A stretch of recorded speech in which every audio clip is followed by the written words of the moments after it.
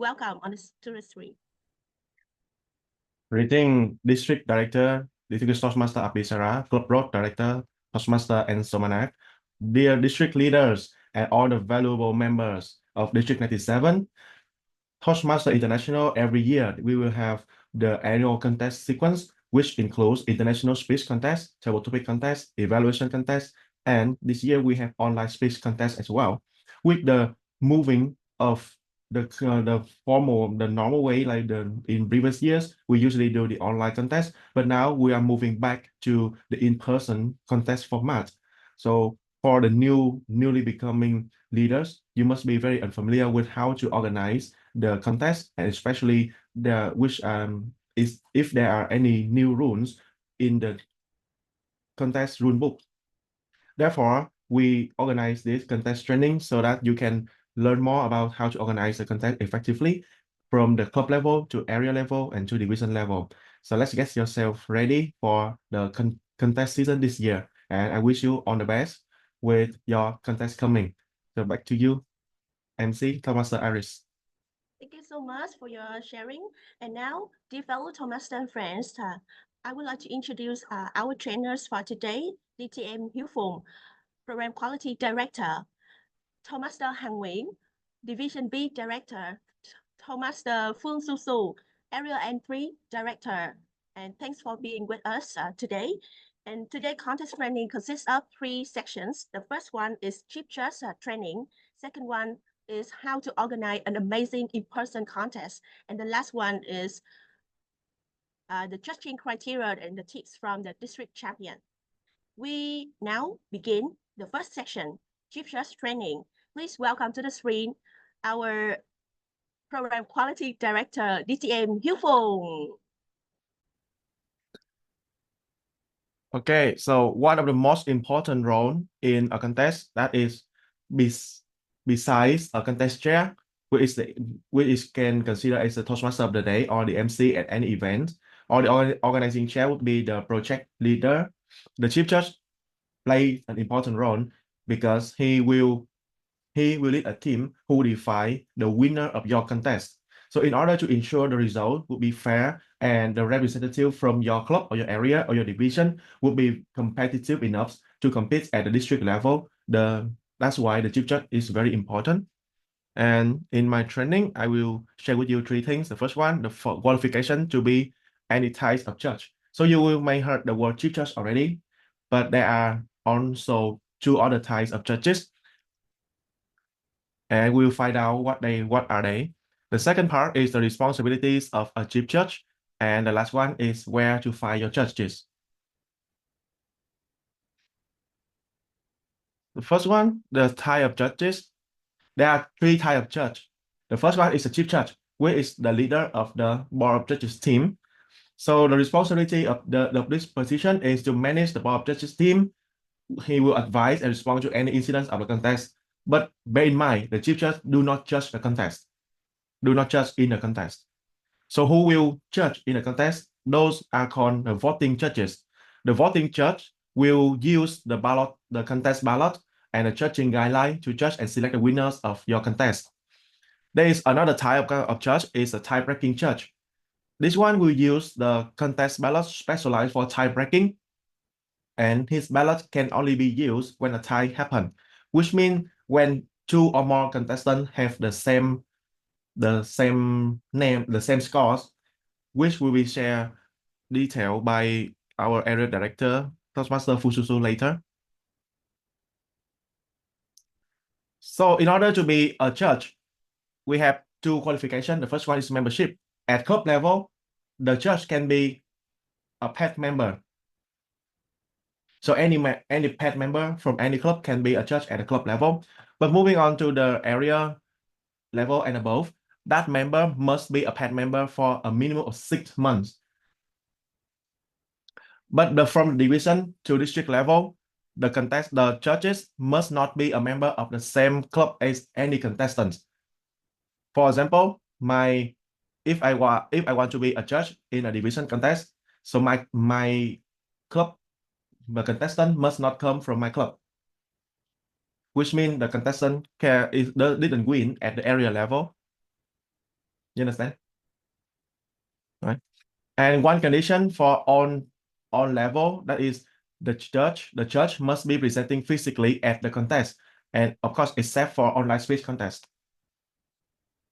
For education, the international speech or online speech contest require the contestant to complete the competent communication manual or at least level 1 and 2 of any part, whereas the other two types of contest doesn't require anything.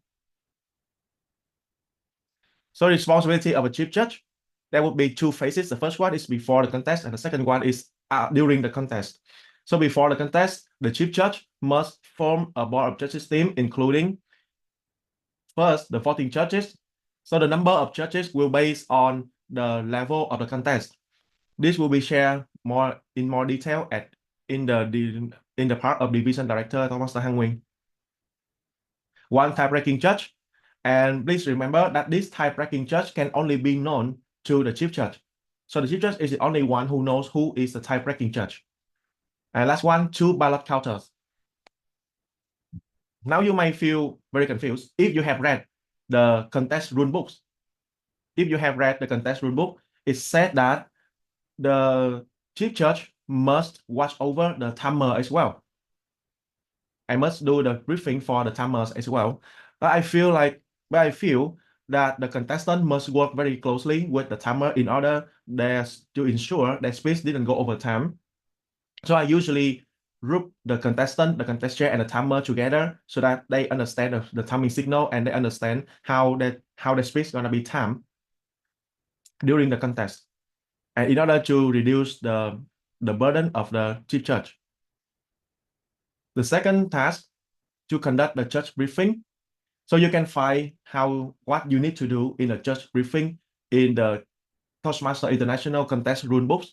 It lists very detailed in the chief judge checklist. And the third thing is you finalize the signal for technical issues with contest chair, especially when you do the contest online.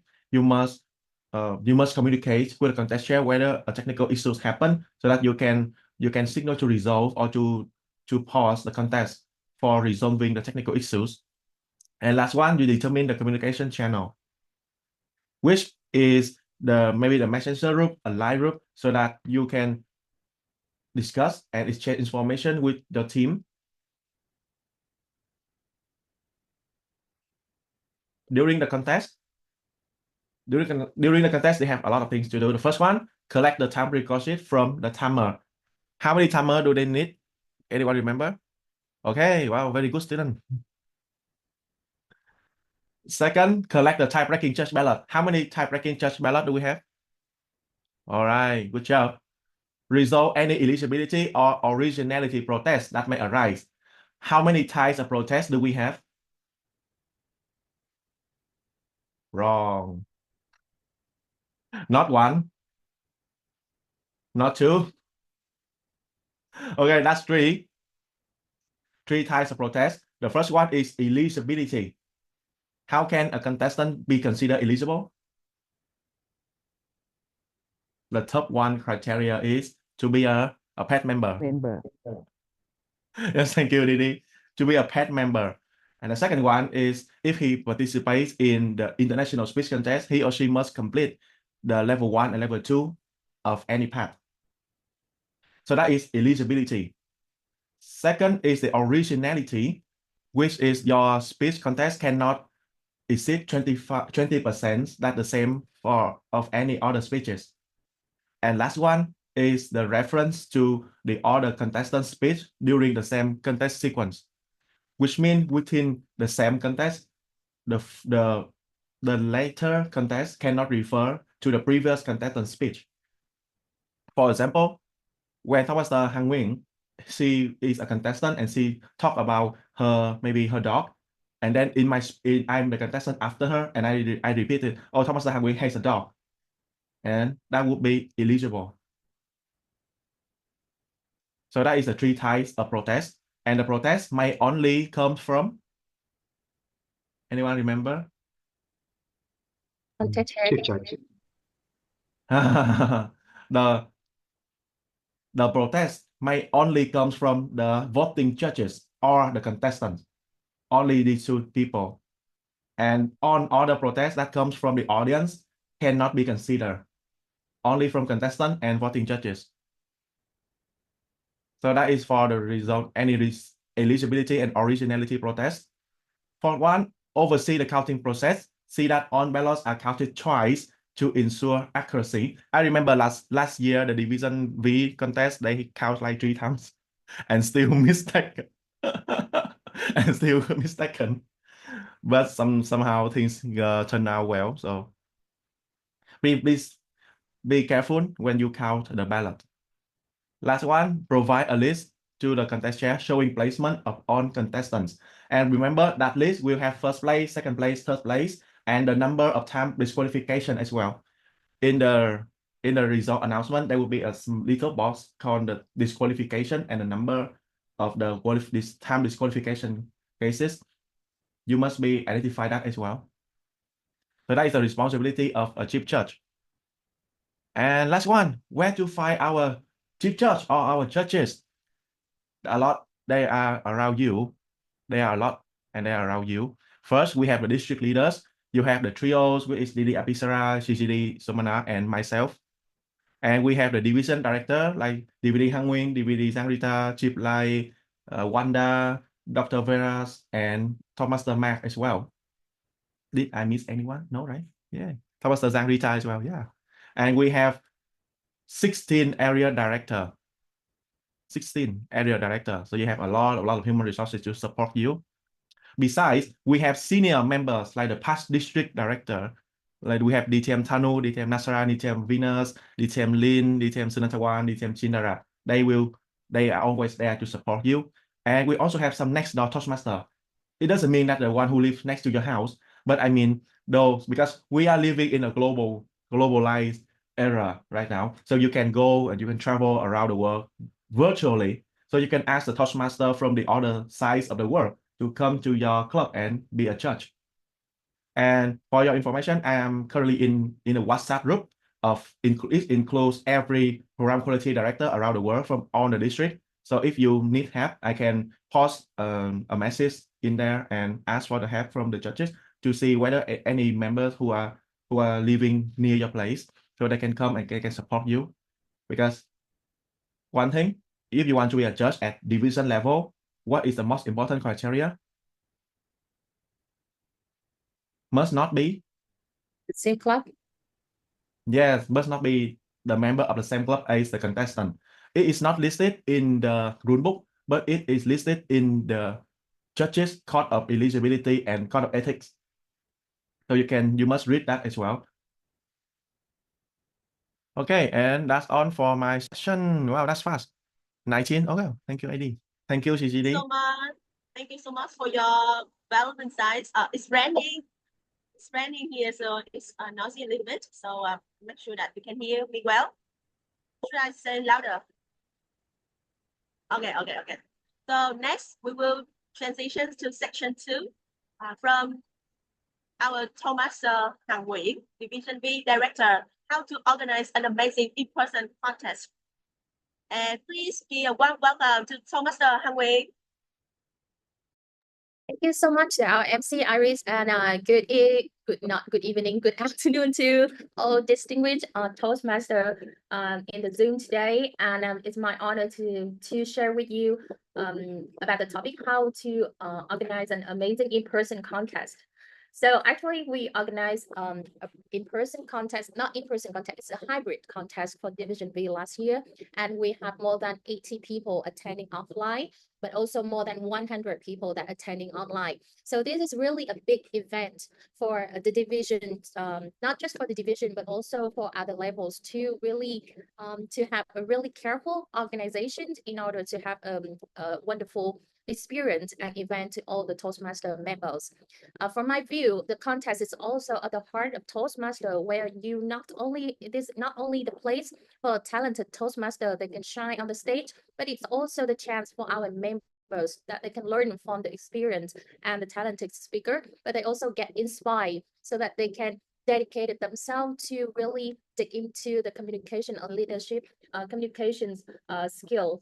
So today I will share with you from our experience, from my experience on how to organize an amazing in-person contest. But I know that is a very like early afternoon, so I need a little bit more energy from you guys. So we're gonna have a brain test, a brain exercise, so that we're all awake for these sections. So this is a very simple game. So I just need your right hand, okay? So for each question, they only have two options. One option is gonna be go left if you agree, or go right if you choose the other options. All right, so now we are going to go to move to the very first questions. And the question is, have you read the contest rule book 2024 and 2025? Just use your right hand, go left as you yes, or yes, yes. Or you can go straight up as me no. That means no. No? I expect a lot of yes today. Didi Yeah. didn't raise her hand. She didn't read it. Okay, Yeah. you raise your hand. If you have your hand straight up, that means you have read it more than 2 times. Okay. That's good. So before we organize any event, that the contest rule book is a really important books that you need to take in. You need to read very carefully. In the rule books, there's a lot of information define the contest about the rules, but also the responsibility and also the checklist for all the roles for the contest. So that's really helpful that you can read this contest rule book, not once, maybe twice, maybe more, to understand and also to help you to organize an effective event. All right, so this question. So this is a speech contest rule book for this year. You can see that it's effective from July 1st to June 30.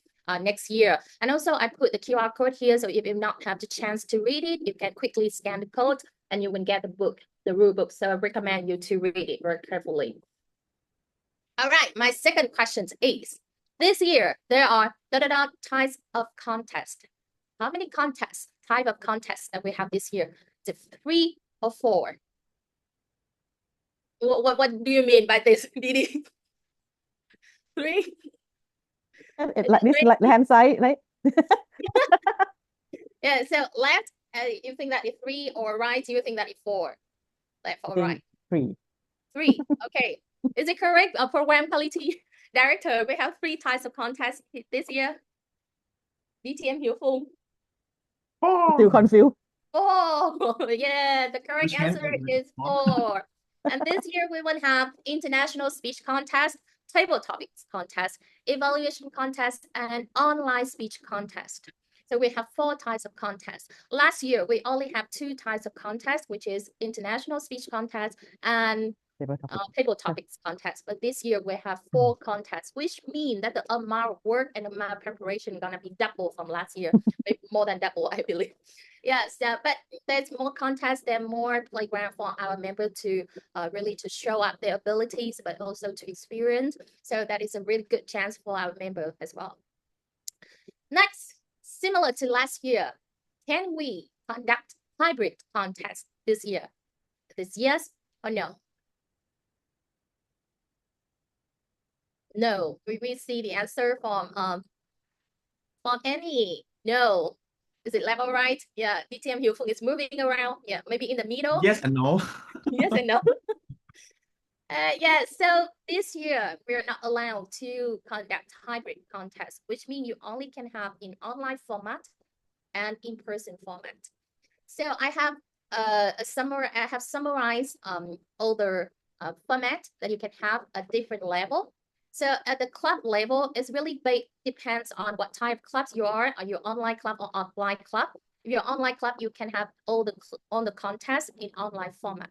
But if you're offline club, you can have international speech contest, evaluation contest, and table topic contest in person. But online speech contest is gonna be online.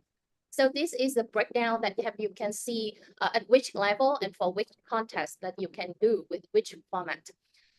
The only confusion gonna be at the area level. Yeah, so I break it down for you as well. So our area director, you can have like more like deep look into the format. So it really depends on the compositions of your area. So if your area is 100% club offline, so for example, for N1 from Division N, we have 3 clubs offline. So you would have 3 contests offline, and you can have online speech contests online.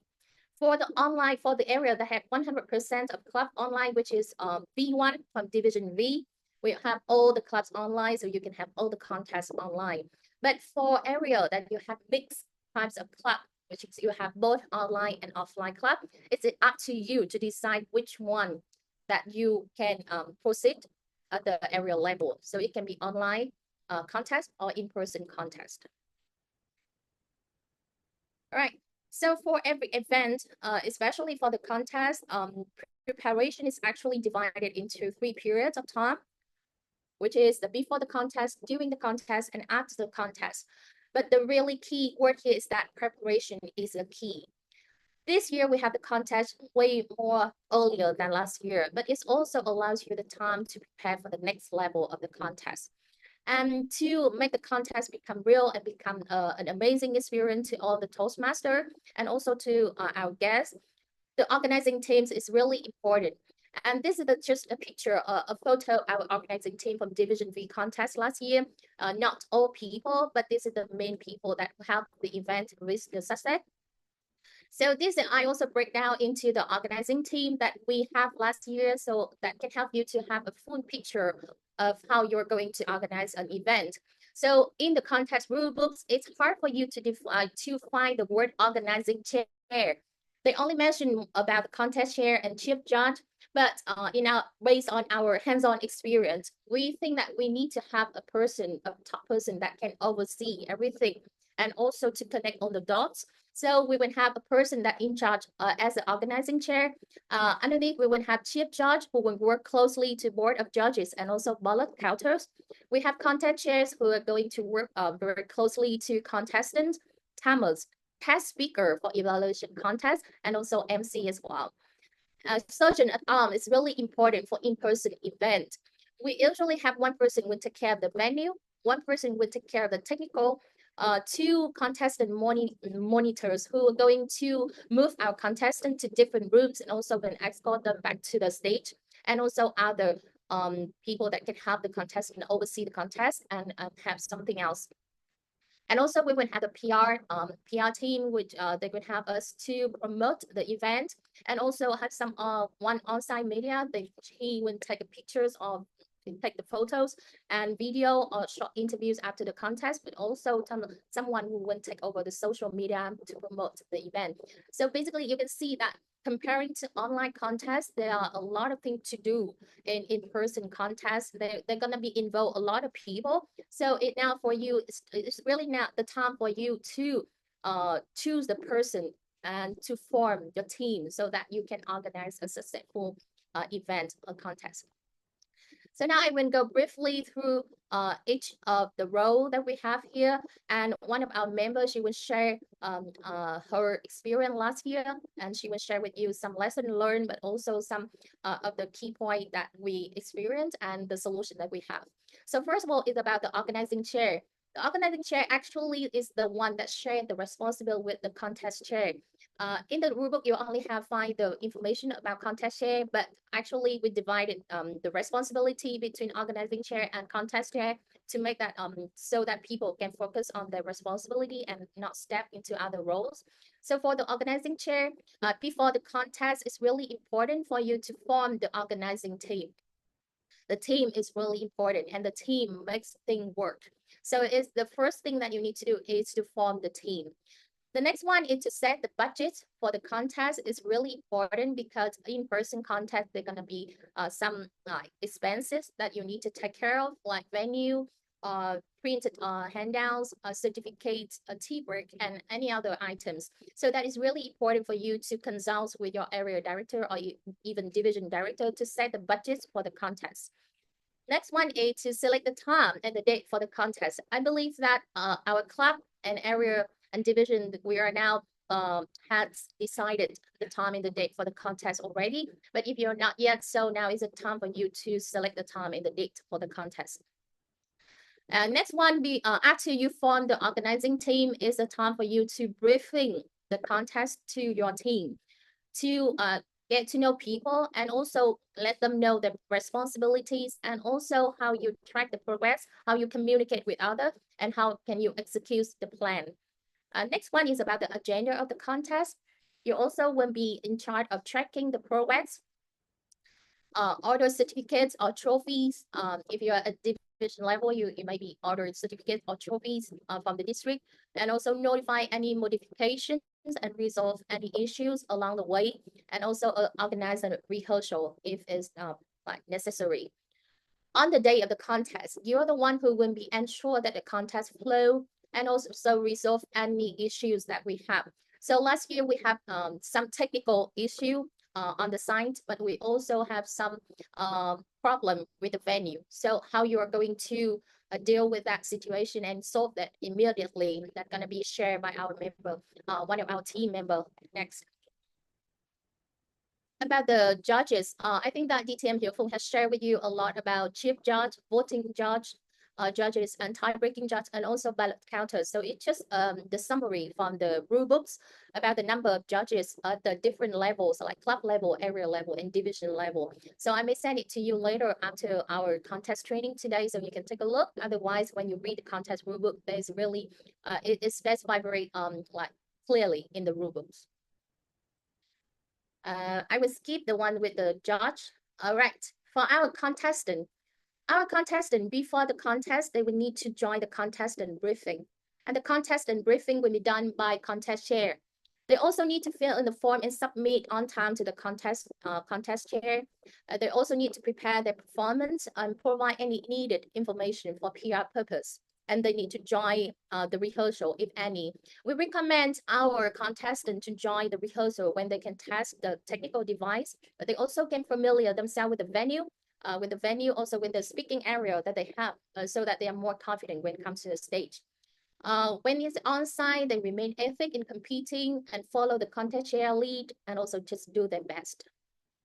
They also need to follow the contestant monitors, which means that if you are attending the evaluation contest or table topic contest, they're going to be the time that you will be escorted out of the room and they'll be back into the room. So just follow the instruction from the monitor. About the timer. The timer before the contest, you need to learn how to show the time signal.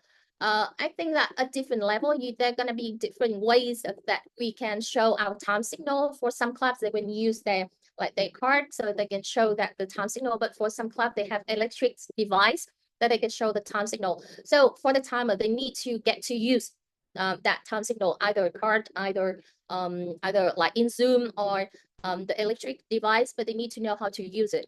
And also they need to follow the contest flow and learn about the contest timing rules is really important. Not just about the rules of the contestant speeches, but also about the minutes of silence and also the time for other part of the contest. They need to join the contestant briefing and join the rehearsal, if any. On time, on site, then we need the time for the contestant, time for the minute of silence. We have 1 minute of silence. We have 2 to 5 minutes of silence. That's really up to the agenda and also the number of the contestants. Last year, we have 1 minute of silence between each contestant, but also we have 5 minutes of silence at the end after the last contestant finished their speech. And also they need the time for the break time, if any, and note down the contestant time. Each timer, we need to note down the contestant time in the separate timing record, and they will need to submit it to the chief judge. Ballot counters. We need 2 ballot counters. They will need to learn about the contest flow, learn about the counting rules, join the judge briefing, get to know judges, and also to define the communication channel and join any rehearsal. For the on-site, they need to collect the ballots from the judges, join the ballot counting with chief judge, and also keep secret for the results. This is really important for the ballot counter that they need to recount and recheck the result before they submit it to the chief judge to make sure that the result is accurately calculated. Yeah, now let's move to our Sergeant at Arms. I think that is a pretty much a lot of work for Sergeant at Arms team to do. So first of all, that they need to form the team. So as my recommendation is usually would take like 4 to 6 people joining the team. They would be responsible to with different matter of the contest. So for example, for setting up the venue, for technical problem, for monitor the contestant, and so on. So forming the SIA team is really important. Before the contest, you need to setting up the venue, especially specifying the speaking area, which means that the area that our contestant they can move inside, just inside the speaking area. They will be disqualified if they move outside the speaking area. Also, we need to set the location like where the timer sits so that our contestant they can easily like notify the time signal. You need to check and test all the devices, including the mic and the sounds, the screen, PowerPoint slide, any picture, photo, certificate, e-certificate, so that you can show it. You also need to, you will receive information from the content share about any props. Even though that in the rule books, they say that the props is responsible by the contestant. The contestant need to notify to the content share, but it's also useful for our SAI team to know that they are going to have that kinds of props. And also to communicate with the contestant that so that they can have the suitable props for their speech. So last year we have one contestant. She used the chair from the room to set up as a prop of her speech. But after that, we need to change it into different chairs to make sure that it ensure her speech is going to be effectively. So that it is really important for you to receive the information from the content chair about any props that we would have.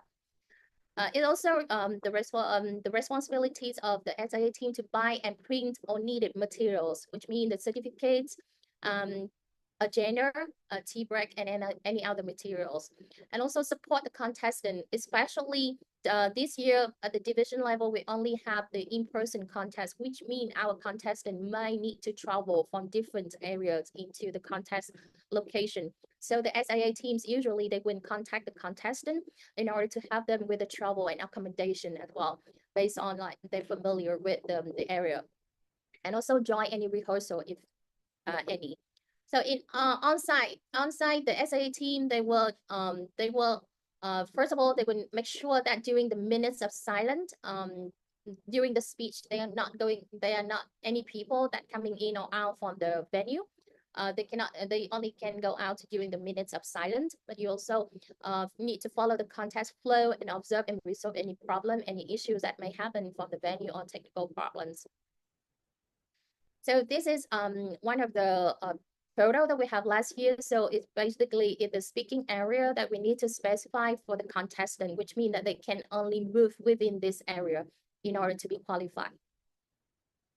And this is some information about the props. So the contestant, if they want to use the prop, they need to notify the content share. It is also their responsibility to set up, but also to remove the props after their speech. And they need to set up and remove during 1 minute of silence. About the PR team, the PR is really important, not just before the contest, but also during the contest and after the contest as well. So with the PR team before the contest, you might form a PR team. Usually we would have 2 people working in the team. They will design on the poster or on the materials that needed for the contest, but also they will post it. They would have some descriptions and some posts on Facebook to promote the event. So they will create a PR plan and track the progress of the plan, collect the information, photo from the contestant for PR purposes, and also prepare devices for recording or filming or taking photos, and join any rehearsal to test their devices. With on-site, they will follow the contest flow. They might interview the winners after the contest, and they take the photos during the contest, and we can use it to post it online. So this is one of our poster from last year contest. So this is also the work of the PR team, so that so the event was successfully, we have more than nearly 200 people join, both online, offline. It is really the result of very hard work of the PR team. So so I think that the PR plan is really important, and how you track the progress and you form the team may lead to the successful event. So that pretty much about my part is about how to organize an in-person contest. The key is preparation is a key. So as long as you prepare well, you have a plan, you have the team that support you to make things happen, I'm sure that you're going to have an amazing contest. So thank you so much. And I believe that one of my team members, she might be late because she have a meeting now, but she will join later and she will show you and share with you our experience from last year, and on the files, on the photos, and all the things that we keep track so that you can have a better look at the preparation. Thank you so much, and back to our MC. Thank you so much for your very detailed information, and I believe that we will have amazing contests ahead. So now, dear fellow Thomas and friends, to capture this special moment, I would like everyone turn on your cameras for the group photo. So let me check. Huy, can you turn on your camera? Okay. We still have one more. Take photo. So everyone, so you have 10 seconds to turn on your camera. Chị Giang, how about Quỳnh Ngân or another? Okay, so it's time for you to shine up.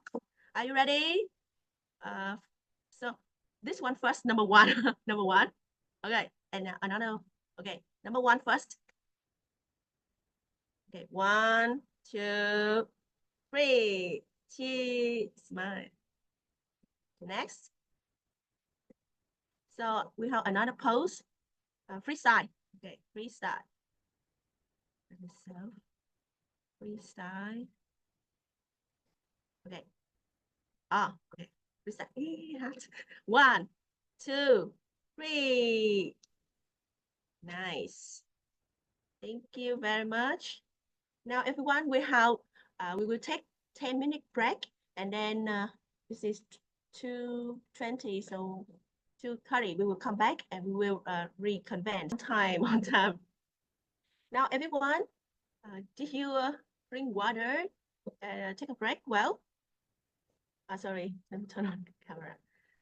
Okay, so now everyone, let's welcome back to and let's continue the next section that is section 3, and I think that many people are waiting for, because we also hear the judging criteria and tips from the district champion. Now, welcome to the screen, Area Entry Director, Toastmaster Phương Su Su. Preparation is the key. Can you hear me? If you can hear that, comment yes, or yeah, throw me a heart. Thank you. So preparation is the key. What happens if you have the key and don't know where the lock is? Yes, that's why we are here today, and to find out where the lock. You know what I'm talking about? Maybe you have the best skill in the world about presentation. But if you don't know how Toastmaster evaluate your speech, maybe you'll be very hard to win. That's why today we will look at our Toastmaster criteria, how the just and how you can make your best speech as a speaker. Actually, if you Google the words International Speech Contest ballot, you'll get this. Of course, if you are a judge before, you might know this. But if you are the contestant and you never noticed that, and now you know it, just Google it, International Speech Contest, and you will know how the judge in Toastmaster judge you. And believe me, if you got it, you open it and you read it, and you might find it very useful. But sometimes it's not. It's because it's written in Toastmaster language. So to some people, they might not understand what that means. So that's why I'm here today to translate for you.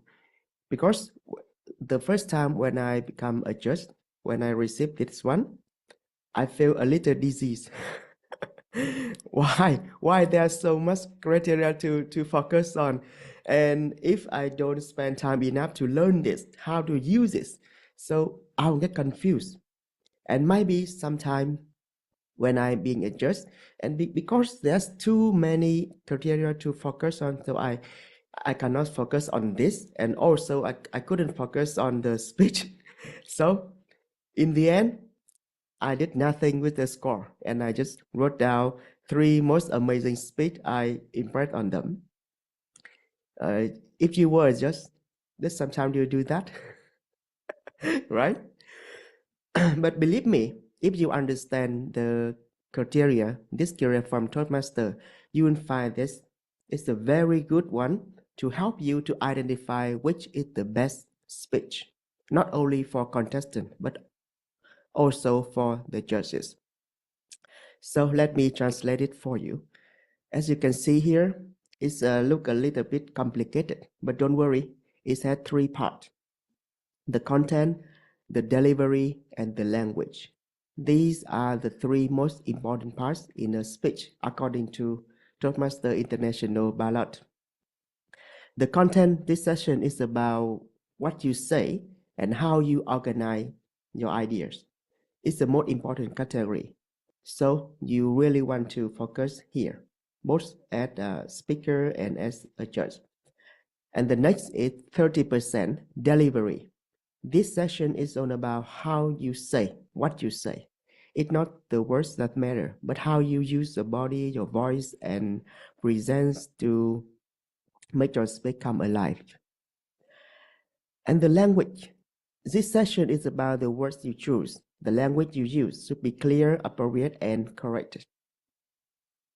So today I'm mostly focused on the International Speak Contest because the International Speak Contest is had the most complicated criteria, and it also cover the others.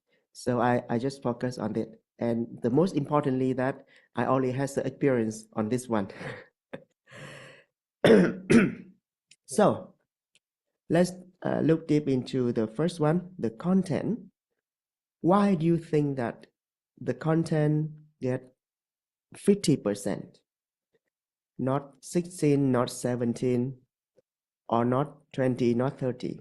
Can anyone give me an answer? You can comment, or you can just raise your hand or unmute yourself and say, why do you think Toastmaster focus on the content 50%? Toastmaster Hằng Nguyễn, you have any idea? Actually, I don't have any ideas. I just Yes. take it for granted. So how about, yeah, let's grow together. Yes, content is the king. Content is like something speech value for the audience. So if the content is very great, there is always the value for the audience. That's why it is 50%. So yeah, Wow. thank you. Wow. Great. Content is the king. Okay, so how about the queen? Yeah, maybe I think that Toastmaster International focus 50% on the contents because they believe that you are so good at delivery.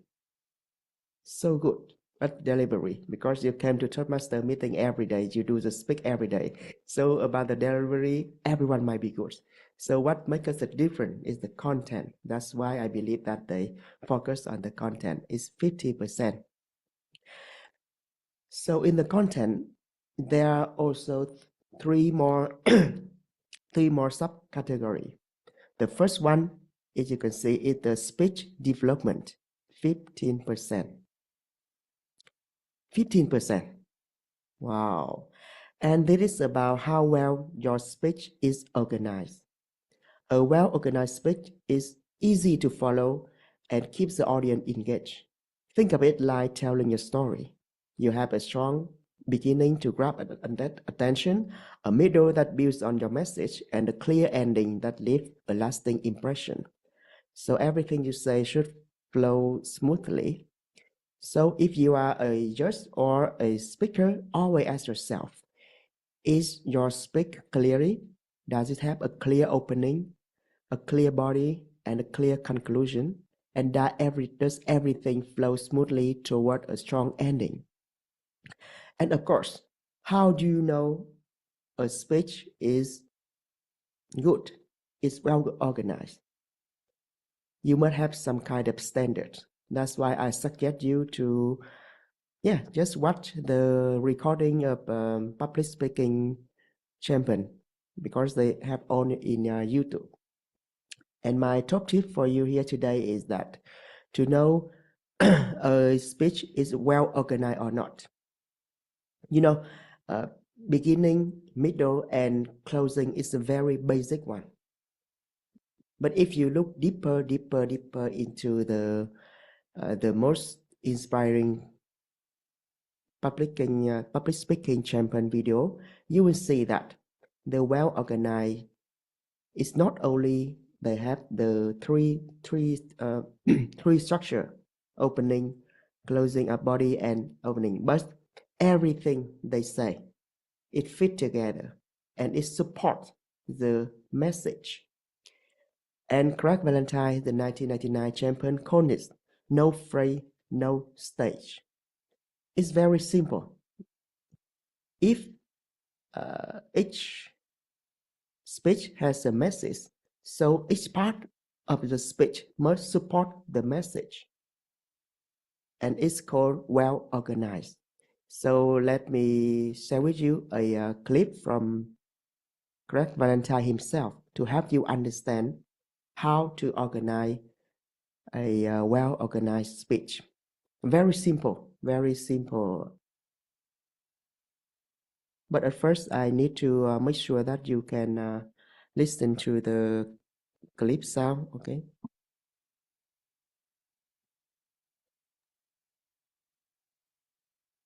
Yet. Can you hear the sound? Not No, yet. just Not yet. yeah, not yet. Okay, let me think a little bit.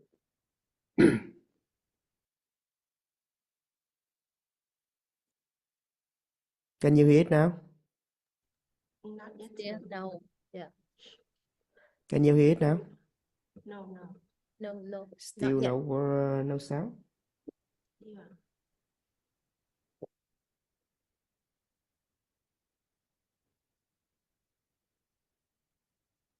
We have the function share sound in Zoom. Yeah, I will let me check.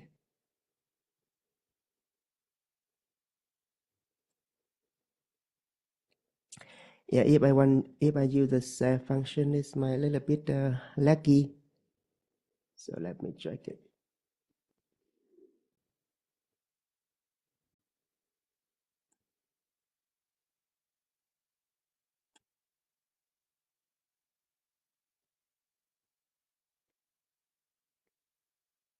Mhm. Can you hear it? Not yet. Oh, come on.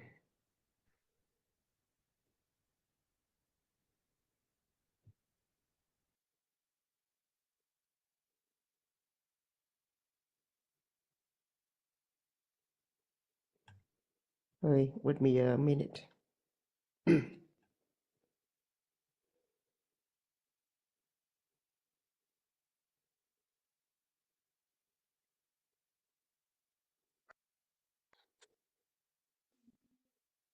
Hmm? Quên chưa tắt cái mic. Can you hear it now? No. Lại nhỉ.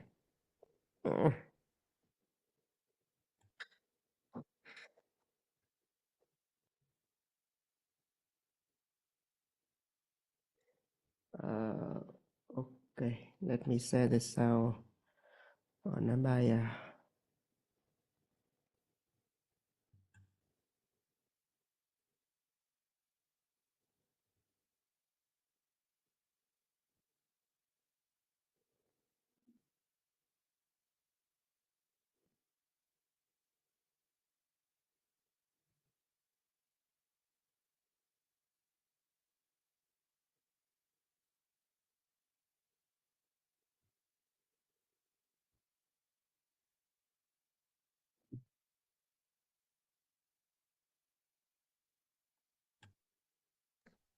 While waiting for Thomas the Phương so may I ask you what things in the first sections that you see that is interesting? You still can hear it? Oh, Not come yet. on. It's worked just a few minutes ago and now it won't work anymore. I don't know what happened, but Okay, because it's very hard for you to find this clip online. Okay, so let me send away. Maybe you can share the link or you can summarize a little bit. Okay, let's try the away. Okay, yeah, can you see the clip now? Yes. Okay, let's play it.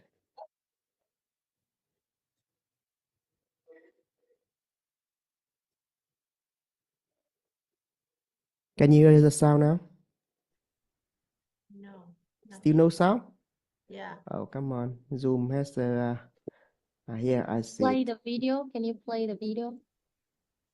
Phrase and stage. You don't have a foundational Okay. phrase for your story, don't take it to the stage. Take it to Toastmasters, but don't take it to the stage. Take it to Toastmasters so you can find the foundational phrase. You know how many stories I want to tell that I can't tell because I didn't have a phrase for? So what I took it to Toastmasters. Here's an example. When my daughter was 6 years old last year, she said to me, "Daddy, I'd like a bunk bed." I said, "What for? You're one person." But I relented. I got her a bunk bed. But then my 3-year-old son climbed the ladder to the top. I said, "Ace, you can't be up there, Ace. You got to get down. I don't want you falling. You're 3. When you're older, you can go up. But right now, you can't go up there, okay, Ace? You can't go up." He said, "Okay, Daddy." I come home the next day. Where is he? And so I said to him, "Ace, what are you doing up there? You're not allowed up there. Get down. What are you doing up there? What are you doing up there?" He looked at me and said, "Coming down."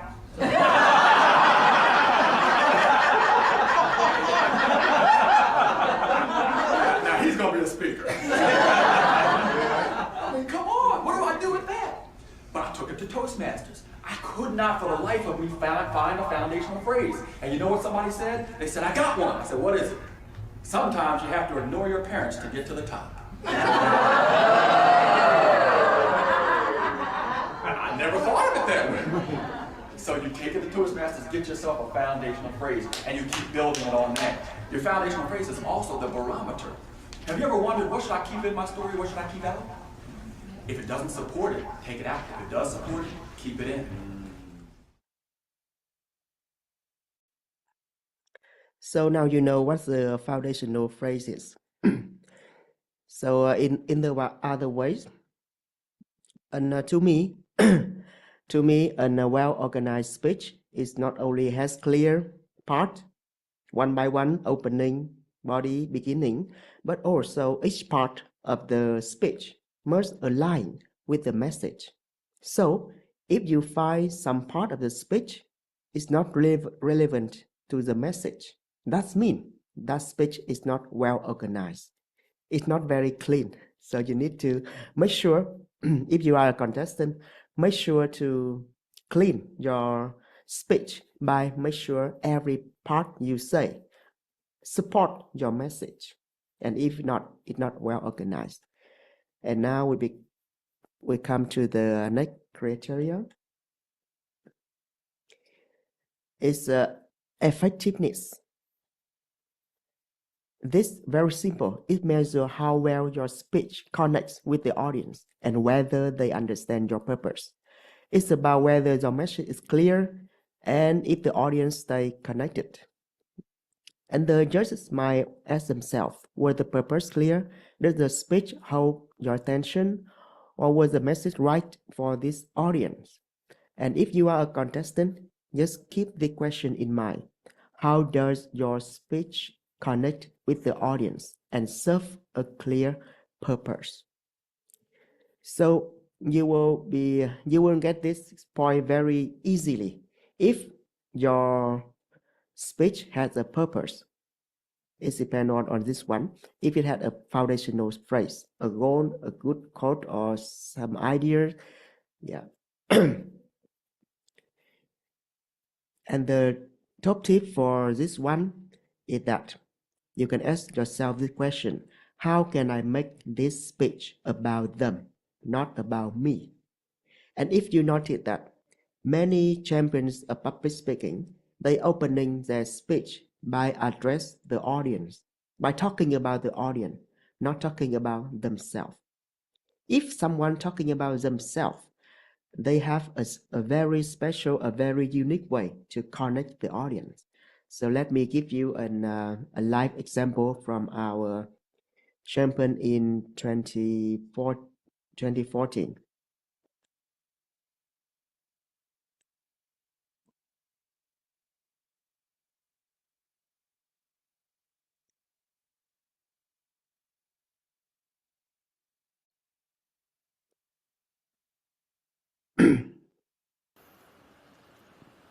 You and I are not very different. Can you hear the sound? It's okay now? Okay. It's good now.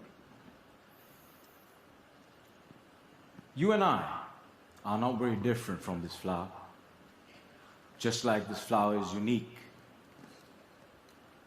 you are unique. All of us has something special that makes us as beautiful. Do you know what makes you special? Yeah, that is the way our champion connect with the audience.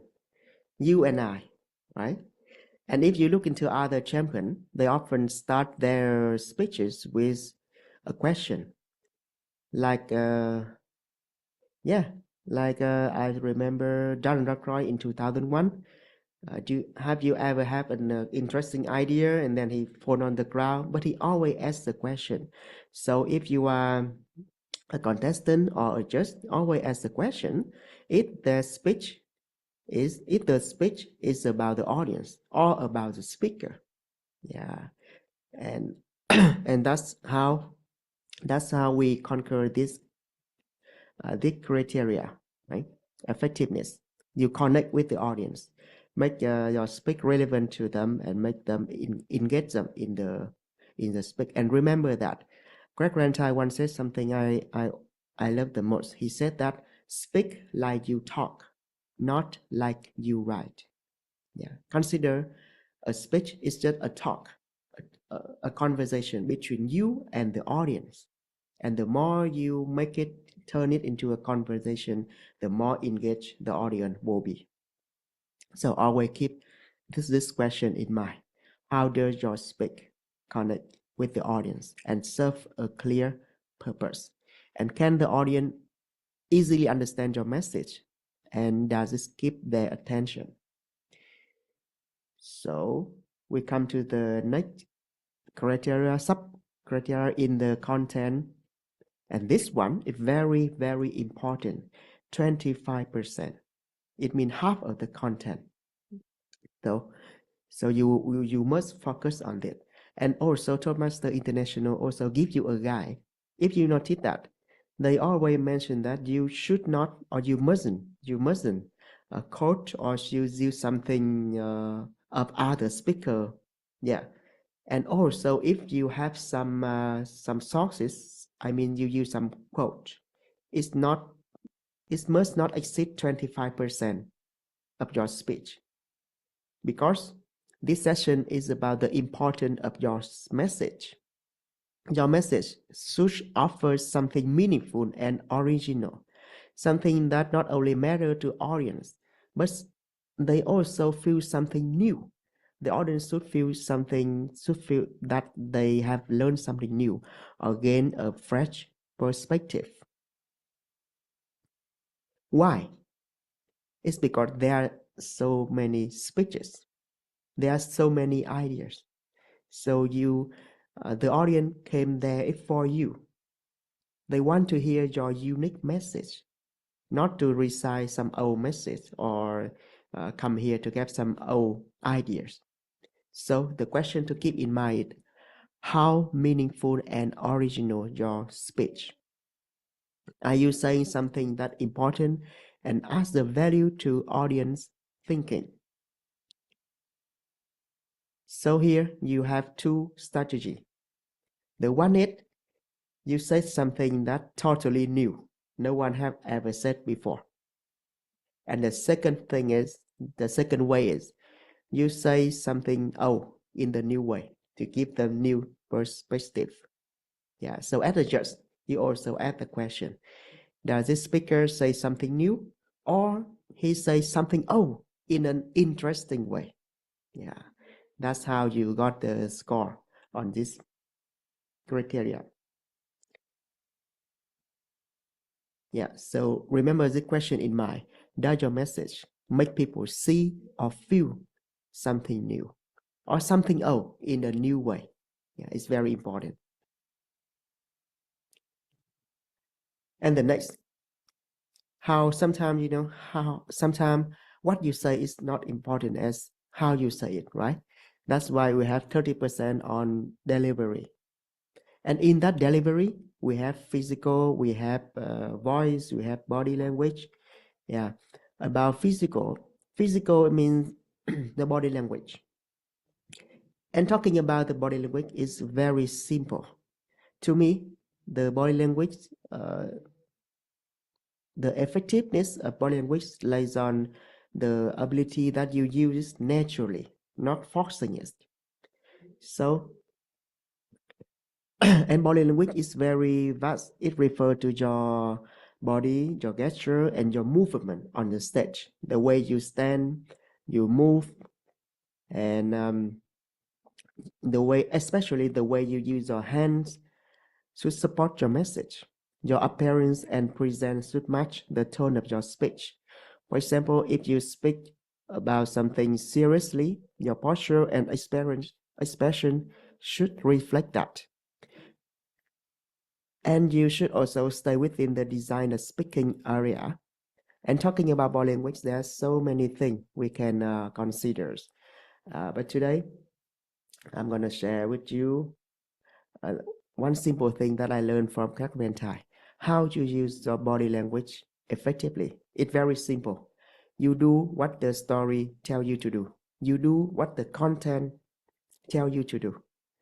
That's why Toastmaster International focus on the content first, because the body language were born to support that content. So we do that the content subject us to do. To give you a example, let me share with you another clip of Craig Ventai to explain this one. Now here's how I used to tell this story. I'd be walking back and forth. I created my scene, but then I'd walk back and forth like this, telling the story the same exact way. If you walk back and forth, what does that do to your scene? Demolishes it. And sadly to say, most speakers walk all over their scene. We have to move with a purpose. And there are two major purposes for movement. The first major purpose for moving is this: an action in your story prompts the movement in your speech. An action in your story prompts the movement in your speech. In other words, I got to go talk to my wife about this. Here's my wife. Okay? And I looked him in the eyes and I came back, so I transitioned. You've got to remember where you put everybody and everything. This is very important.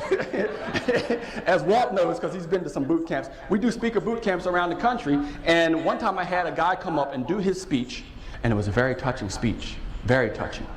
His uncle passed away, and they held the funeral right here. Then he went away and told some more parts of the story. Then he had lunch right here. And as sad as the story was, I had to say, look, I got to tell you this. Do you realize you just had lunch on your uncle? You got to remember where you put everybody and everything. My good friend Darren LaCroix calls them holograms. Remember where you put these holograms so that you don't step on them or end up having lunch on your uncle. Okay, so one reason for movement is the action in your story prompts the movement in your speech.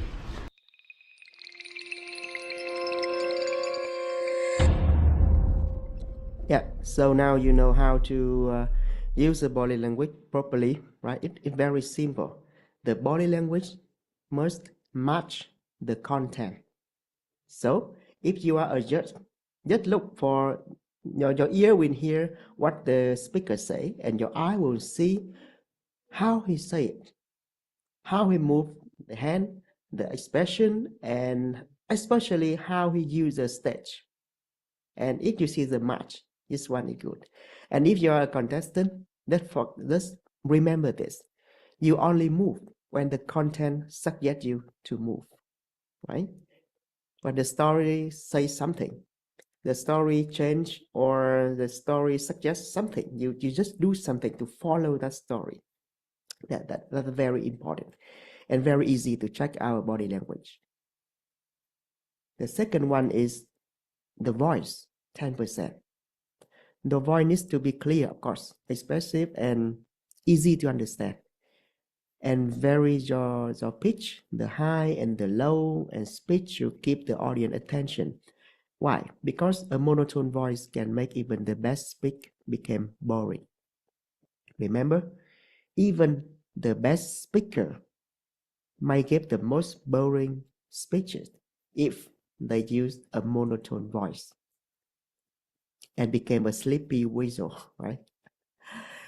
So, to make sure that your voice is dynamic, it's very simple. You ask the question, how many types of voice do you use in your speech? Mostly, I saw people, they use only two voices. The one voice is when they talking, the conversational voice, right? You came there and you talk to people. And the second voice is something different. I mean, for example, they might make the voice of a character in their story. Hey, how are you? Oh, I'm fine, thank you.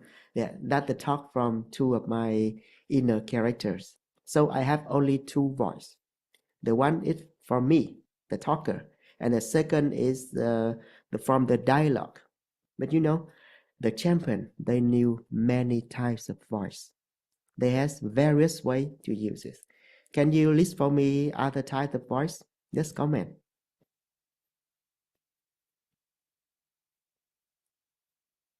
Any other type of voice you can use on the stage?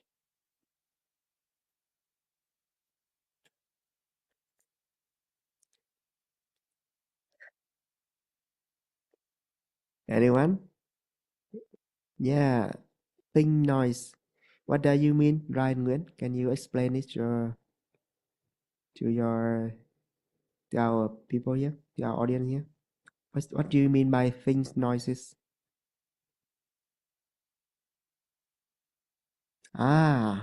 Subjects make noises. I understand. Yeah, sometimes you can use a voice from a subject or from nature, right? Yeah. What else? What else? What kind of voice? What else?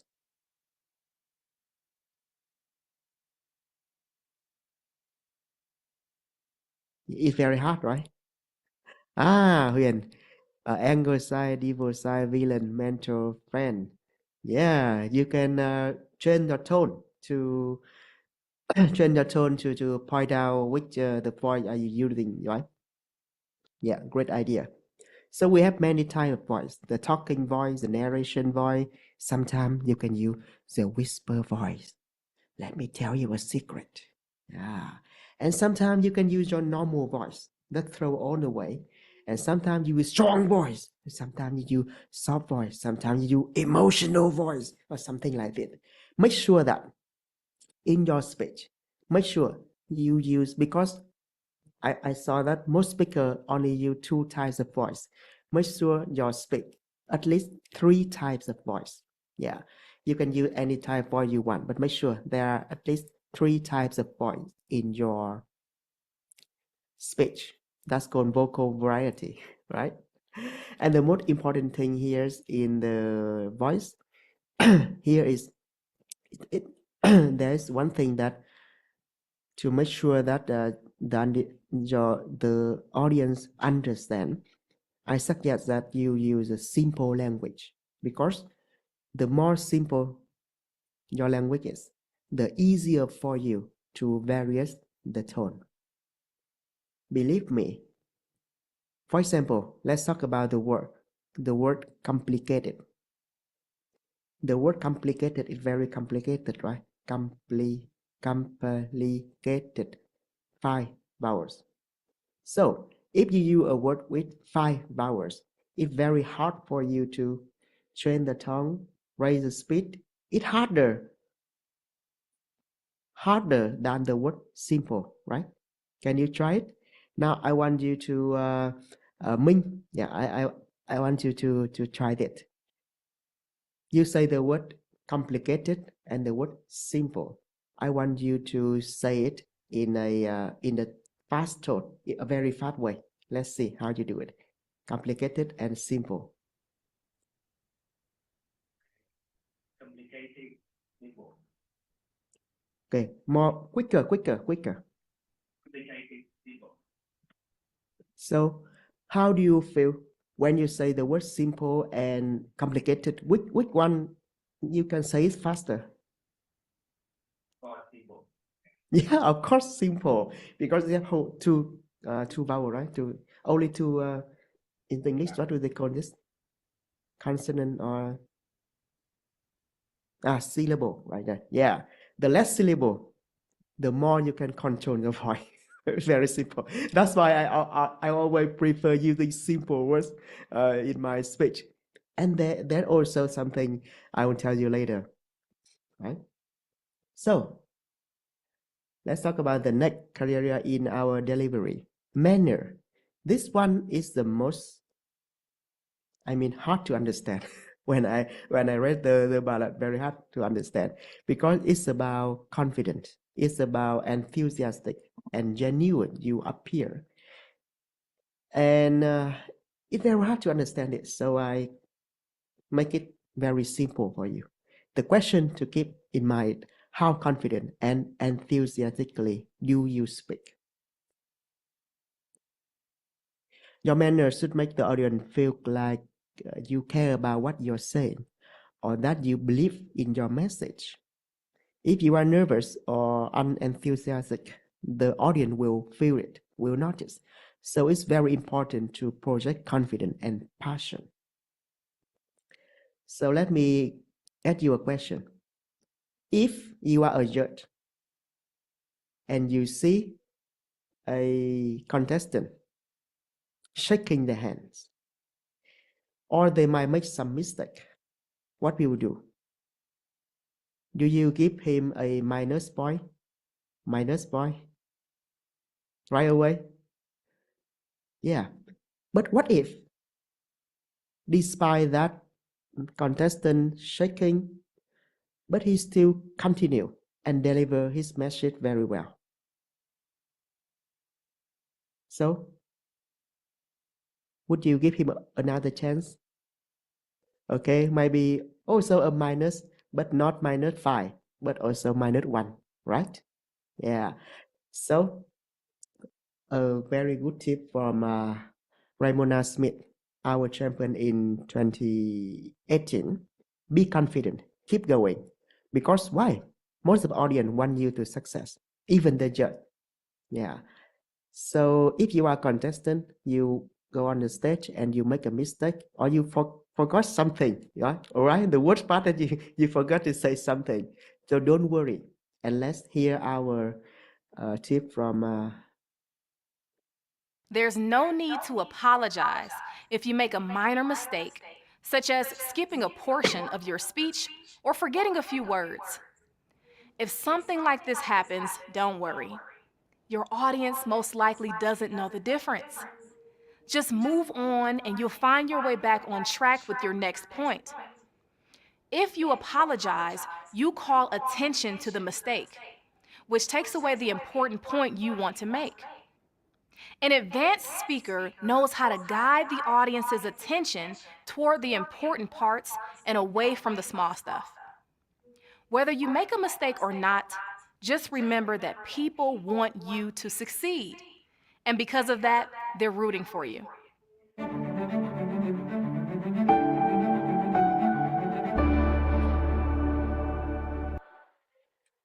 Yeah, you see. So always be confident. Yeah, confident. Even inside, your heart might jumping like aerobic dance, but outside, try to be confident. So we will get this point and never lose them, right? And we have covered most of our most important part is that content and delivery. And now we come to the last, the language. Believe me, because English is not our mother tongue.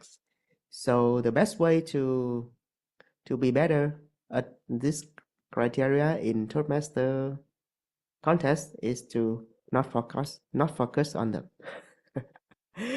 Yeah. You see, because it's only 20%. It's only 20%. I saw lots of speakers, lots of contestants. They fear that their English pronunciation is not so good, and they fear that they just might evaluate them and they might get a minus point or something. Even me, I don't have perfect English, right? As you can see now, I pronounce some words wrong, but I fix it. The moment I realize I make mistake, I fix it, and it still keep me the connection with you and help you to understand what I hear to say to help you, right? So about the language, there are two parts you have to pay attention. The one is appropriateness. It means the language you use must fit the speech purpose and audience. Are your words easy to understand? And do they match the tone of your speech? For example, if you're giving an inspirational speech, your language should be uplifting, using many positive words. And if you are speaking to a professional audience, your language should be formal, right? So whatever language you use, make sure that the audience can understand you easily.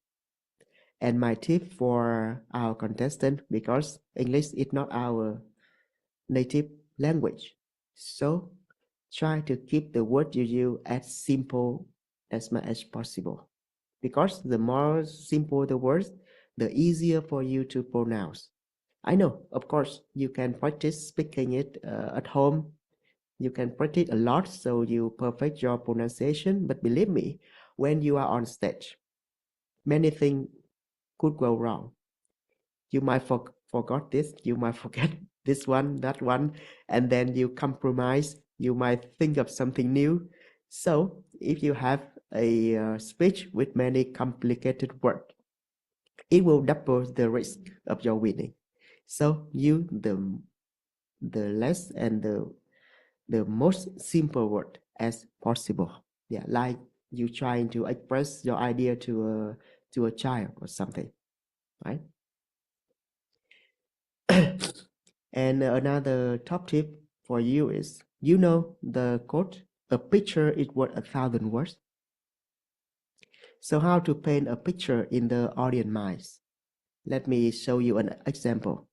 Our champion used very simple words, but very powerful. Prasyan Vasilev changed by a tire. Changed by a tire, Prasyan Vasilev.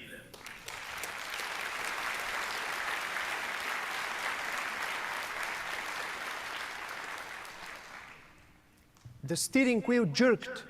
I tried to keep the car in control. That night in Chicago, a flat tire changed me. I pulled in the nearby gas station, and under bright lights, parked on a slope leading to a busy street. Mr. Contest Chair, Toastmasters and guests, have you ever done something stupid?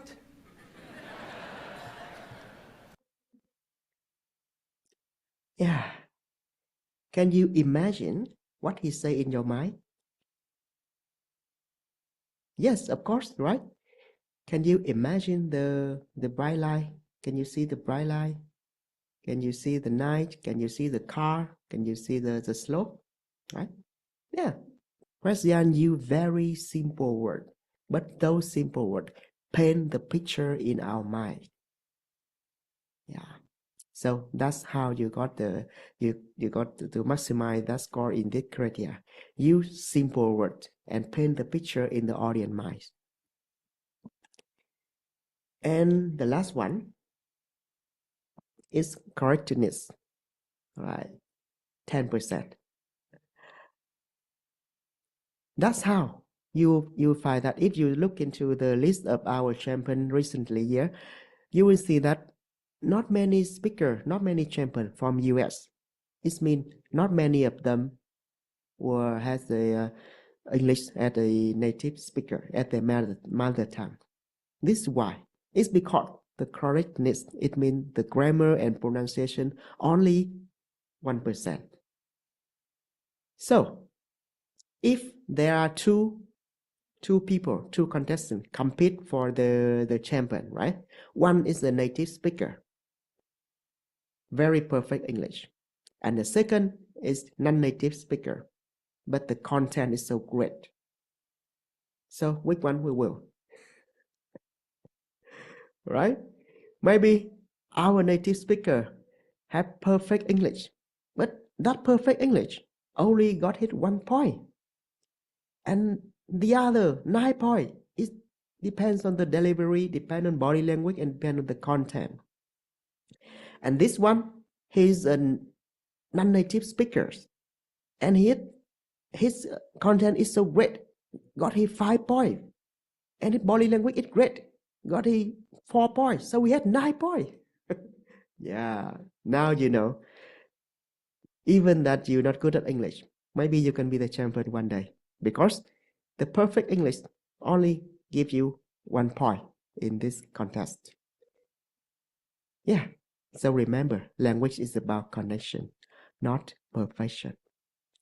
So if something you need to be perfect your content, perfect your body language, because it's the thing that people can understand. Sometimes they might not understand your pronunciation, but it's okay if they can understand the content by the way you deliver it. It's okay. So remember that, right? Language is about connection, not perfection. As long as you came on the stage and have perfection connection with your audience, your speech will be perfect. So I have covered 3 most important criteria in our contest: speech, content, delivery, and language. And in each one, I gave you a question for you to keep in mind. This way, our brain will remember it. You don't need to, of course, if you can read it and you can learn this by heart. But I not suggest them. I suggest that you learn it by using the question. The content, how well organized is your speech? How does your speech connect with the audience and serve a clear purpose? How meaningful and original is your speech? The delivery, how well does your body language and movement reinforce your message? The voice, how dynamic and understandable your voice? And the manner, how confident are you? And how enthusiastic you talk about it? And the last, the language, how clear and appropriate is your language for your audience? And the last one, how correct is grammar and pronunciation? And remember, the language is maximum 20%, and the pronunciation, grammar, 10%. Remember, language is not about connection, not perfection. And with that, I hope you will be the best speaker and just this year. Thank you for listening. Thank you so much for your valuable tips, and we pay focus on content and delivery, so that we can get 80% for the speech. Thank you so much. And as Toastmaster Han Wei also shared with us, in section 1, we still have one special part from Toastmaster Kiki, that is organizing chair of Division B 2023 contest, will share with us from theory to reality. In section 1, how to organize an amazing in-person contest. Please welcome Toastmaster Kiki. Okay, good morning everyone. So I'm gonna share my screen for you guys. First, I will help you to find how to find the organizing team, because the organizing team is the most important and necessary, and you need to do first before you host the contest. And normally we have a different level of the club, for example, club area or divisions. And the organizing team in club, it might be your club members.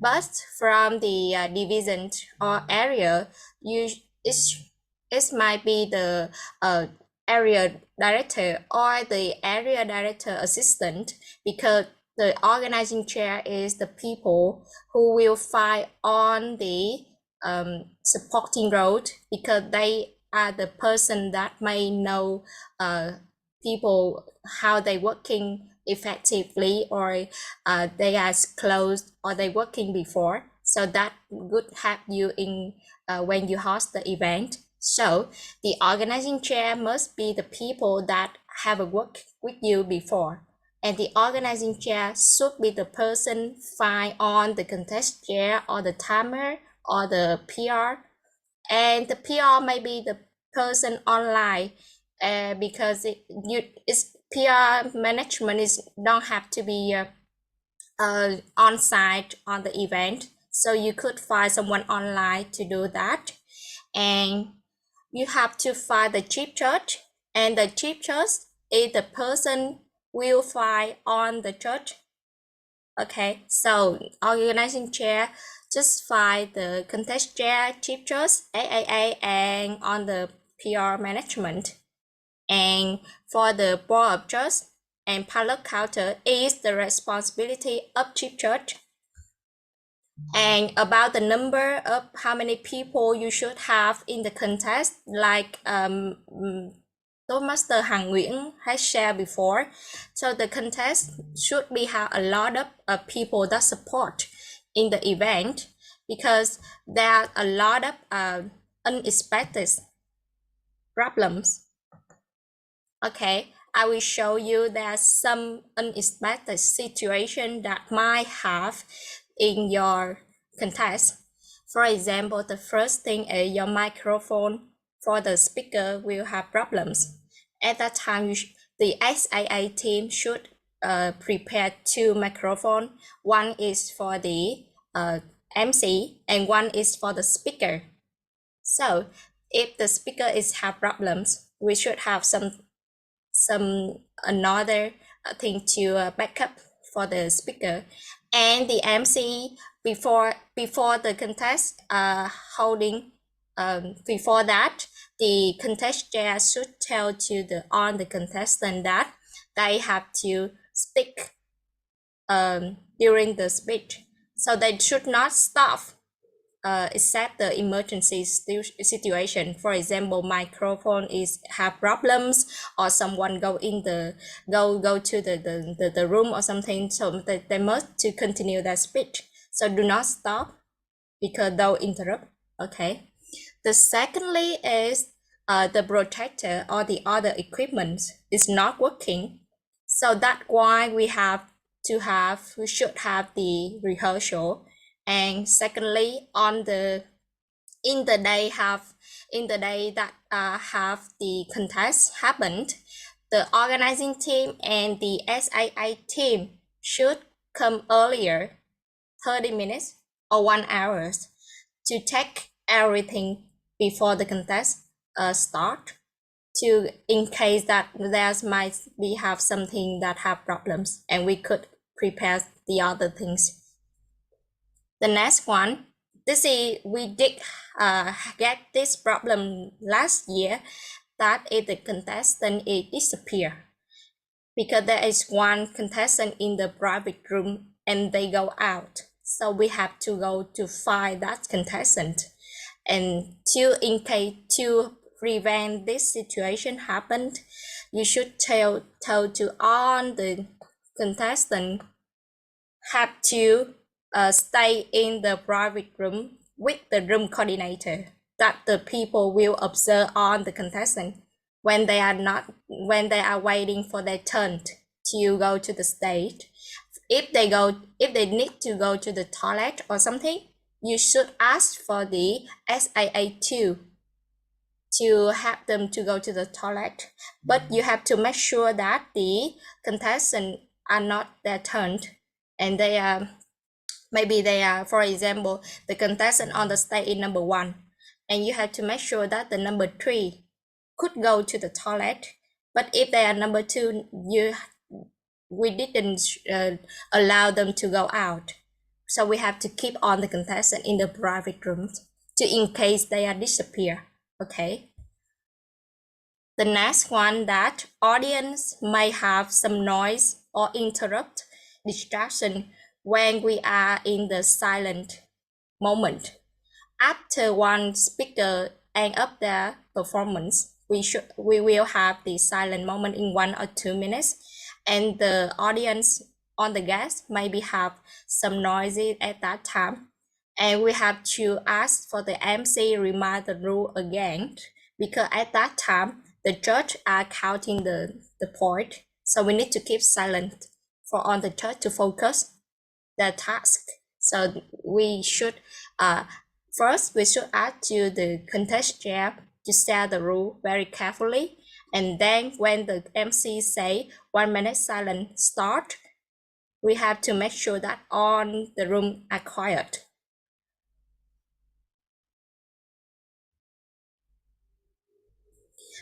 During the break time, that is the time for everyone can relax. If you want to make the atmosphere funny or like relaxable, you should ask the MC invite on the contestant.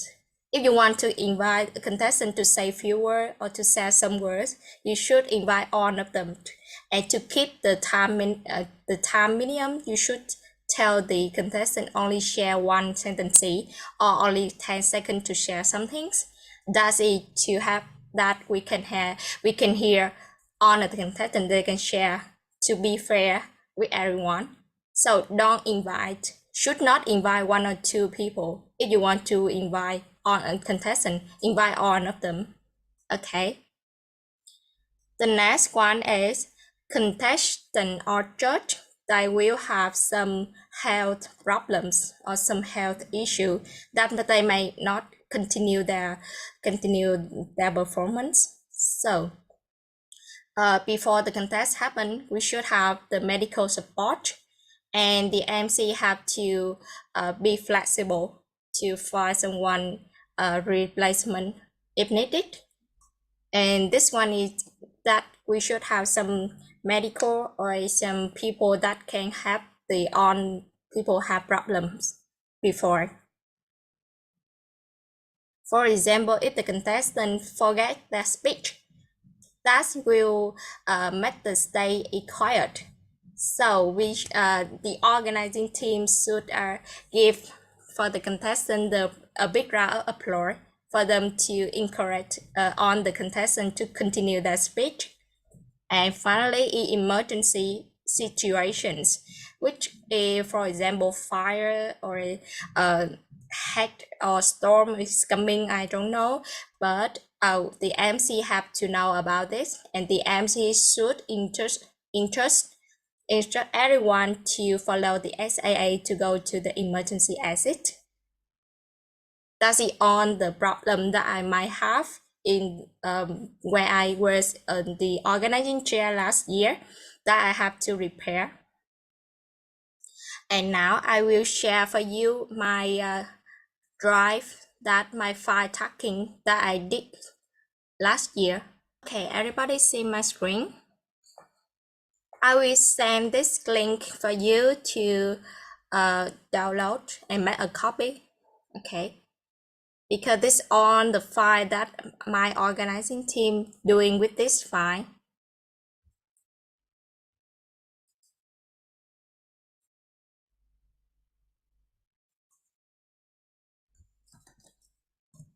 Okay.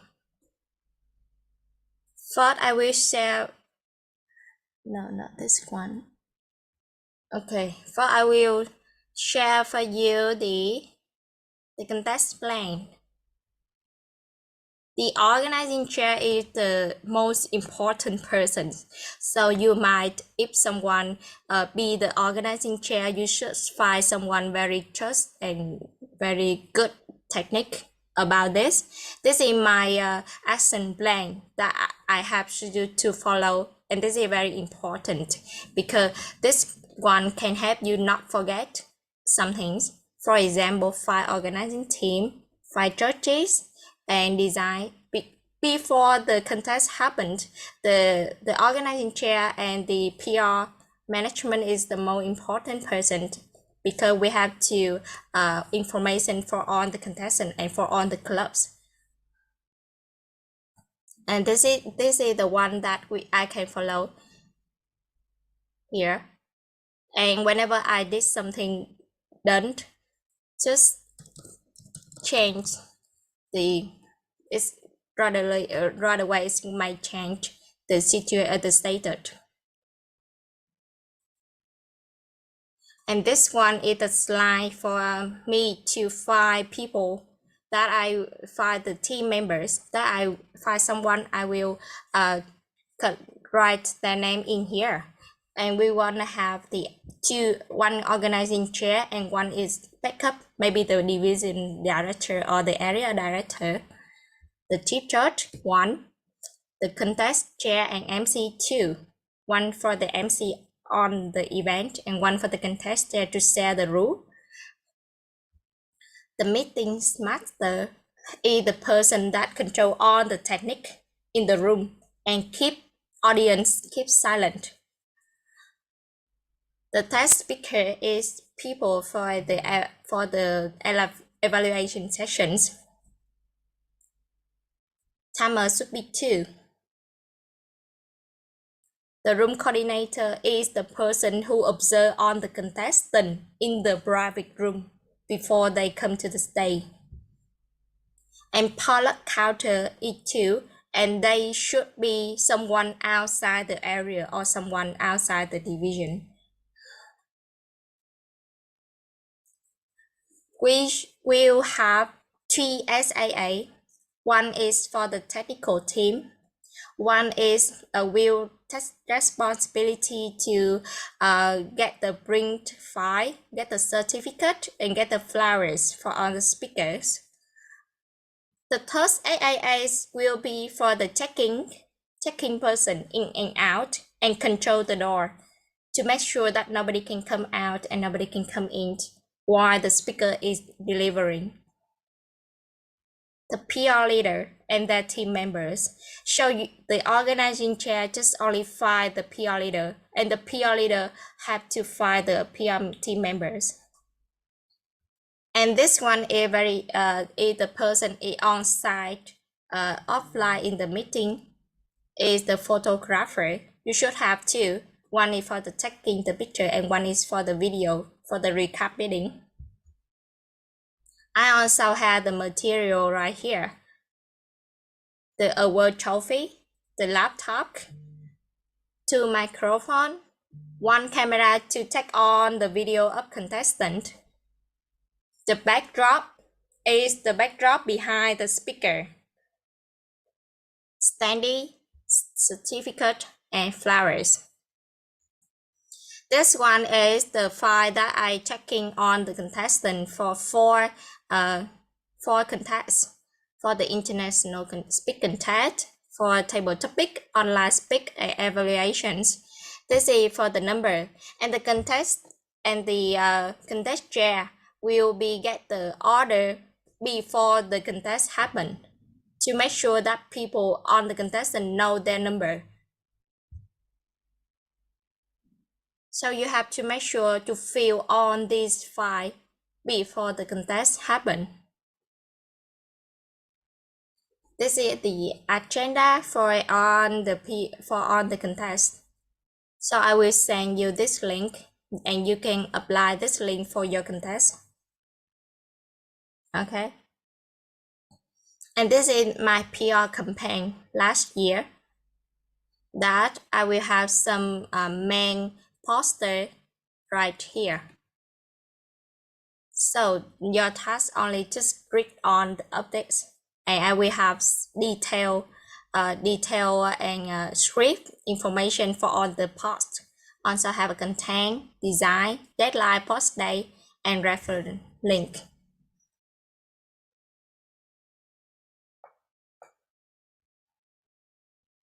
Now we will move to the contestant file. This file is that I have two files right here you can see on my screen, and I have a guidance for you because if the contestant wanting to try the contest, so the contestant have to fill two files for this, and I also have guidance right here that download two files and fill out the files and send back to for the contest chair.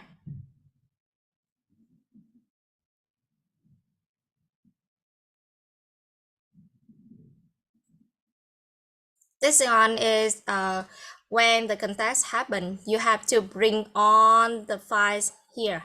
For example, bring here for the judge, and you should bring a lot of evaluation, a lot of file because you have to give for everyone because the judge is mystery. No one can know who is the judge.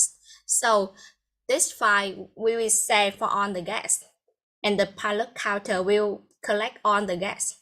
Pilot counter and teacher is the only one that know who is the judge. So on the file, bring a lot of files and send on for on the guests in that contest day.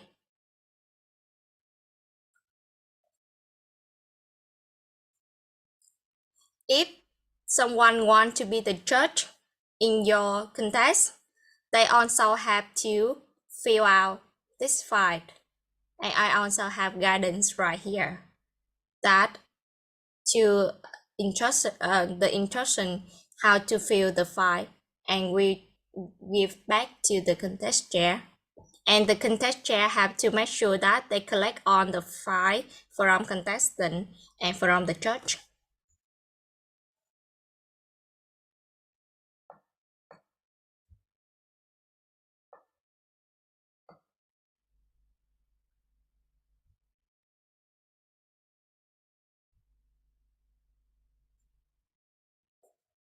I also have one folder for this one. That's the all the thing I have to bring out when the contest happen.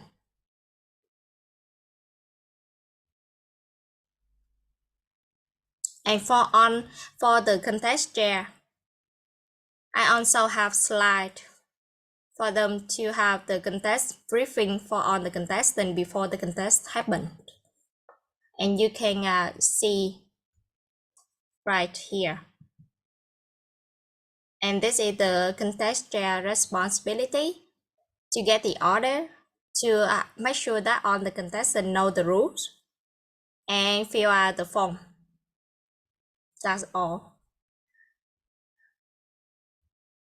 This file is for online speaking test. Right? Okay.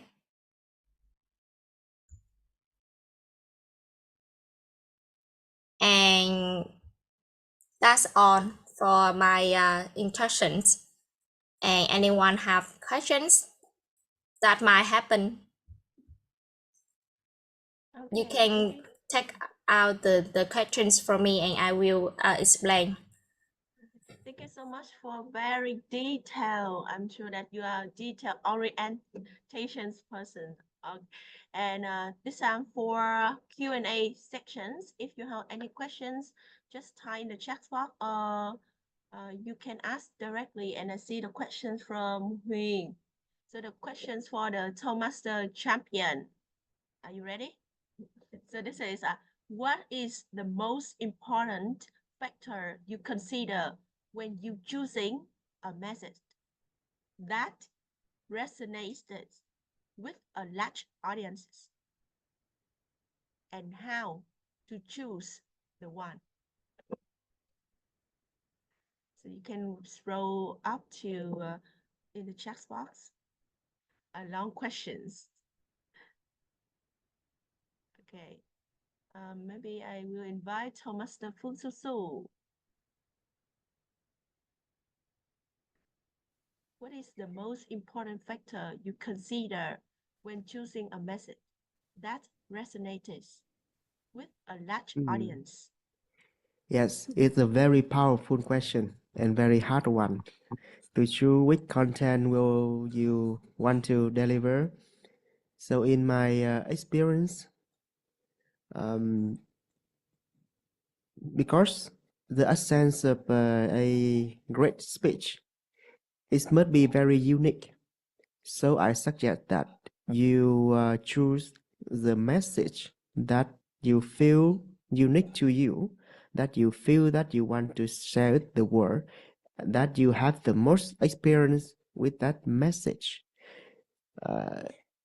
Because when you choose something you love, you choose something you like, you choose something that you experience this themselves, it means you will have a very unique story.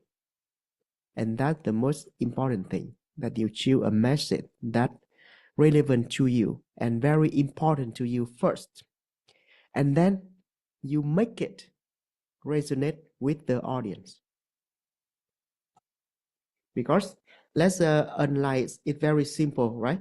If you choose some popular message, some very popular one that connect with every audience outside, and if you choose that, it means you might choose,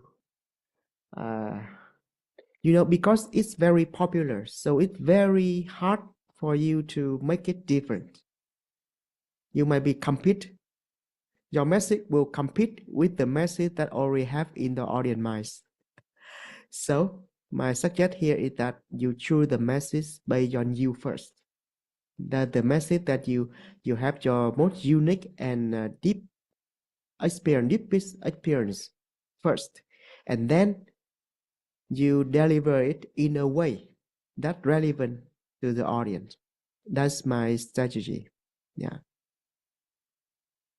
Thank you so much. So any consider from Hui, please. So does the answer satisfy your questions? Okay. Any question, please raise your hands so that we can invite you to answer directly, to ask directly. Okay, so no answer yet. Maybe you can type in the chat box and we can answer at the end of the contest training today. And now it's time for our trainers to share. We truly appreciate on the trainers' insightful information and useful information as well. And now to honor your contributions, we would like to present the certificates to all of the trainers today. I would like to invite DTM Huform Program Quality Director to the screen and share with us about the certificates with the trainers today. Please welcome. Hello. And first and foremost, I would like to express my deepest gratitude towards our trainers today, Toastmaster Hang Nguyen, Toastmaster Phương Su Su, and also Toastmaster Kiki, for your exceptional contribution to the district, and especially for the training today. And with some of my little appreciation as a token of gratitude, I would love to present to you the certificate of appreciation to our trainer, Division V Director Toastmaster Hang Nguyen. Can you, Iris, can you help me to take a picture? Okay. So Thank you. One, two, three. Okay, nice. And if you have question, yes, that is the signature of our DD Apicera. That's her signature. Okay, next one. Thank you, our trainer, area director, entry, Toastmaster Phương Su Su. So, are you ready? Pose. Okay. 1, 2, 3. Nice. Okay. And last but not least, the one and only Toastmaster Kiki. Mr. Kiki. Even though you are not listed in the poster, but wait, let me spotlight her. Okay.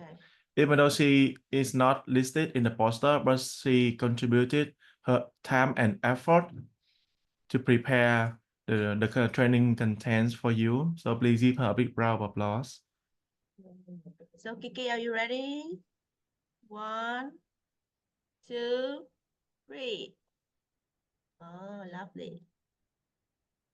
Okay. And next one, to our club retention chair, Toastmaster Iris. Thank you so much. I want to Yeah, you can take picture of yourself. Okay. Thank you for 2, receiving. 3. Thank you for accept this invitation on the spot. And last but not least, our public relation manager, Toastmaster Chloe, is the PR leader of this event.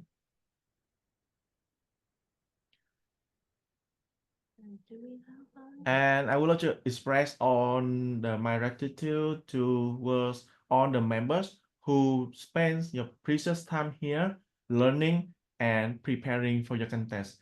I believe this experience will help you a lot on the journey to conduct the club contest and towards the area contest. Your area director gonna need that, and division director also need your help in preparing for your division contest as well. And of course, the district need your help to organize the district contest as well. So I hope that we are under the same roof of District 97. So every one of you is the important factors in our big family. So I hope that we can join hands together and we can create big things for this year. With that, I would love to announce that our contest training may adjourn. And thank you, everyone. Thank you everyone for joining with us today, and I hope that every tips and experience and information from our trainers that is insightful and useful for your journey to be maybe take one role in the contest as well, to support for the EXCO team and the club as well. And have a nice evening. Yay! Thank you, If you have, everyone. if you have any question, just Bye. send to our PQD Hiếu Phùng. Okay, so you can have the answer later. I saw Thomas Min raise his hand. What question do you have? You wanna ask something, Thomas? Thomas Min? No? Okay. No? Okay. So